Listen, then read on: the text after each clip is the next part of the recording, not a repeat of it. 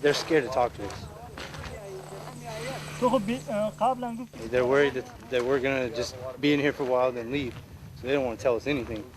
And it frustrates me because we're here to help them, but they don't trust us yet. His battalion commander, Lieutenant Colonel Christian Cabanis, is confident that that trust will come. What I told the Marines before they went off was important is that this wasn't going to happen overnight. It was a summer of decision, not a day. As we stay there longer and longer and longer, the local Afghan will begin to believe that we actually are going to stay. And as they believe that, then they'll start talking to us and telling us about things that are going on in their community. Because I think in the past they have not wanted to say anything to anybody, just out of fear.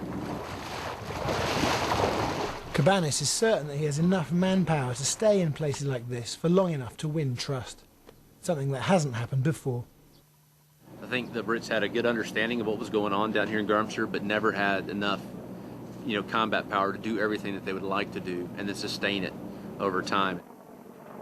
And by our battalion taking over, we're obviously just a little bit larger than the battle group that was here before, but now we've been able to position forces all along the central Helmand River Valley and really, get out amongst the people. So what they didn't have for a long time was that capability. They had the idea, they knew what they wanted to do, they knew what needed to be done, they just did not have the capability to do it right then. Hey, those guys are through, they're coming through. Come stop and show us, look at the shirt. The battalion commander was insistent that the Marines wouldn't go anywhere they couldn't stay and control, and that this would be key to providing security and winning over the local population.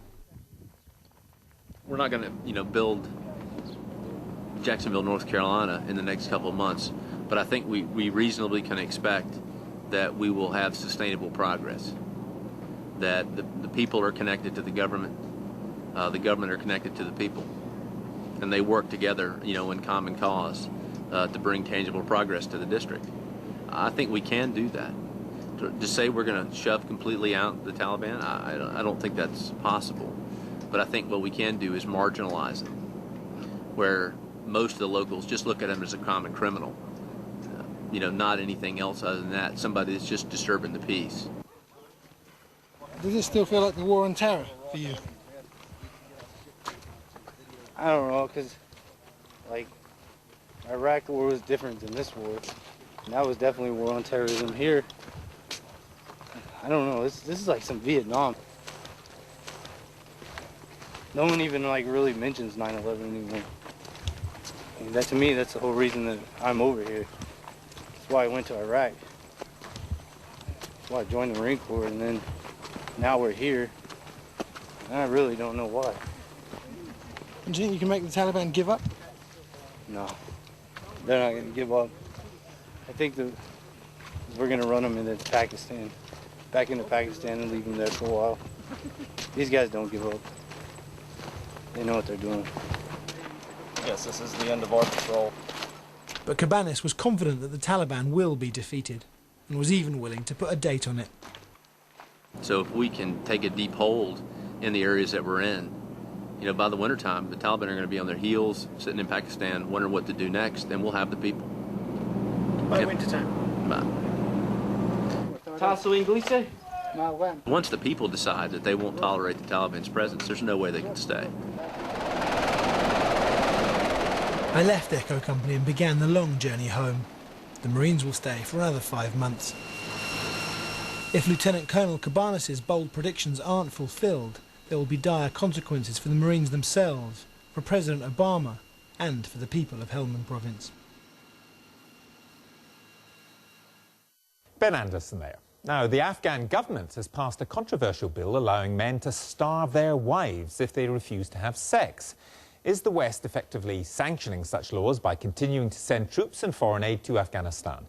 My colleague Kirsty Walk spoke to Britain's International Development Secretary, Douglas Alexander. Douglas Alexander, let's deal first with this personal status law that Hamid Karzai passed at the last minute. The law gives the husband the right to withdraw food from his wife if she refuses his sexual demands. Is that what British soldiers are dying for?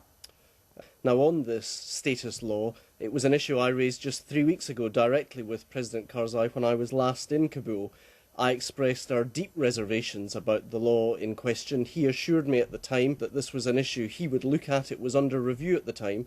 I'm obviously disappointed by the decision that has been made, but it is an issue which we will return to regardless of who wins the election. Hamid Karzai completely rejected what you said, what Gordon Brown said, what Barack Obama said, despite the fact that the British government so far has given £1 billion and is to give £500 million over the next 4 years.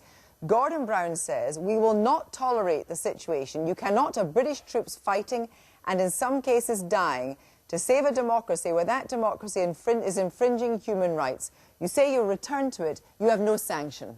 Well, this is an issue that we will return to, and for exactly the reasons that you've described, the fact that the international community is supporting the democratically elected government of Afghanistan, this of course is an issue which we will return to because it's an issue on which we disagree with President Karzai and the decision that he has reached. Can be quite clear, Douglas Alexander, you say you'll return to it. It is easy to say, you spoke to him about it before, it made absolutely no difference at all. What sanction? Will you say that you will withhold some of the hard-earned British taxpayers' money?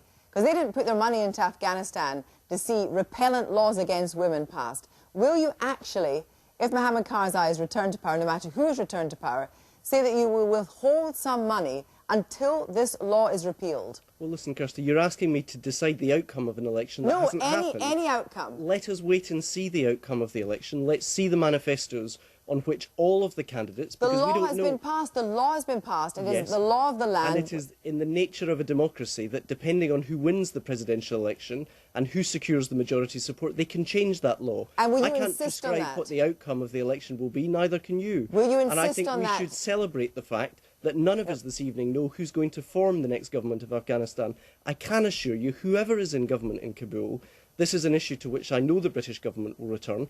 I would imagine that others within the international community would, because all of us want to see a situation where women are granted greater equality within Afghanistan, and that's why we've been working so hard and British troops have been serving so heroically to ensure that women and men in Afghanistan will be able to exercise their democratic rights. Another failure. The West stands by and nothing was done about the return of the Uzbek warlord, General Dostan, who the allegations on his human rights record are absolutely appalling. But Karzai needed him to shore up the vote, despite the fact that it's alleged that in 2001 he was part of, or he led the group that sealed up Taliban in containers which sent them to their death. Criminal patronage is now the dominant political dynamic in Afghanistan, isn't it? Well, when I was there last month, what I saw was active campaigning from a range of different candidates, including Hamid Karzai. The Independent Electoral Commission within Afghanistan has prescribed a number of candidates. There were people who wanted to stand for office who have been debarred from standing for office.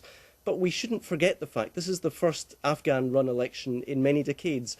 Elections are inherently complicated and challenging. They're not inherently corrupt, are they? No, and that's why we've been one of the countries which have been supporting the efforts to ensure that every Afghan equally gets the chance to exercise their democratic rights. But is there a challenge of corruption in Afghanistan? Yes, of course there is. That's why we're working with others in the international community, with the Minister of Finance in Afghanistan and elsewhere, to make sure that the corruption which has bedevilled that country for decades is eradicated. And surely one of the top priorities for whoever wins this election will actually be that challenge of taking on the corruption, which is not simply damaging to Afghanistan's international reputation, but robs the children of Afghanistan of an education that they need, robs the citizens of Afghanistan of the hospitals and health facilities that they need.